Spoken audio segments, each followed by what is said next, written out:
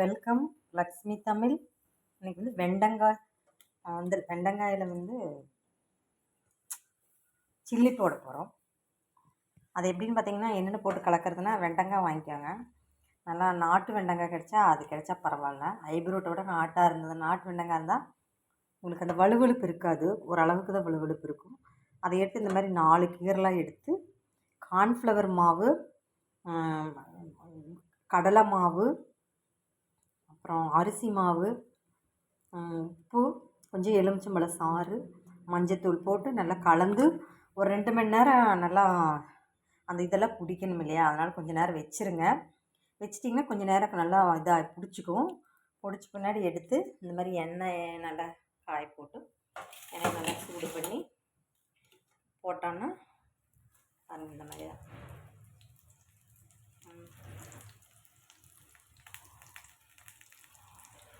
எண்ணெயில் போட்டால் நல்லா பொரிஞ்சிடும். நல்லா டேஸ்ட்டும் நல்லாயிருக்கும்.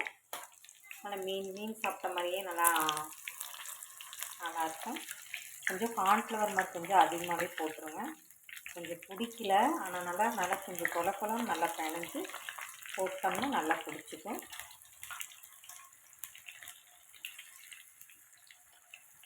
இந்த மாதிரி நல்லா பொரிய வரைக்கும் நல்லா விட்டுருங்க. மிதமான சூடு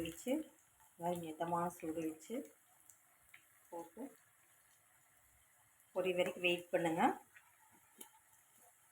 பொரியட்டும்.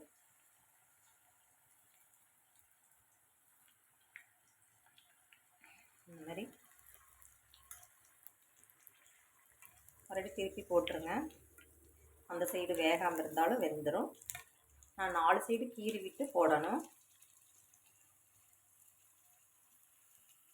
பார்த்திங்கன்னா நல்லா பொன்னிறமாக வந்துருச்சு.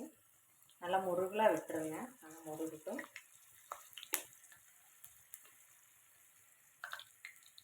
திருப்பி இன்னொன்று போட்டு விடுங்க, அப்படியே வேகட்டும். அது வெந்துருச்சு. நல்லா எண்ணெய் வடிச்சிட்டு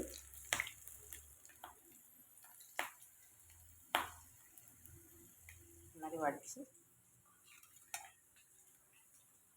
எடுத்திங்கன்னா சூப்பராக இருக்கும். பாருங்கள் எவ்வளோ நல்லா இருக்குதுன்னு பாருங்கள். மீன் மாதிரியே இருக்கும், சுவையாக இருக்கும். சாப்பிட்டு பார்த்துட்டு எப்படி இருக்குதுன்னு கமெண்ட் பண்ணுங்கள், லைக் பண்ணுங்கள், ஷேர் பண்ணுங்கள், சப்ஸ்கிரைப் பண்ணுங்கள். தேங்க்யூ.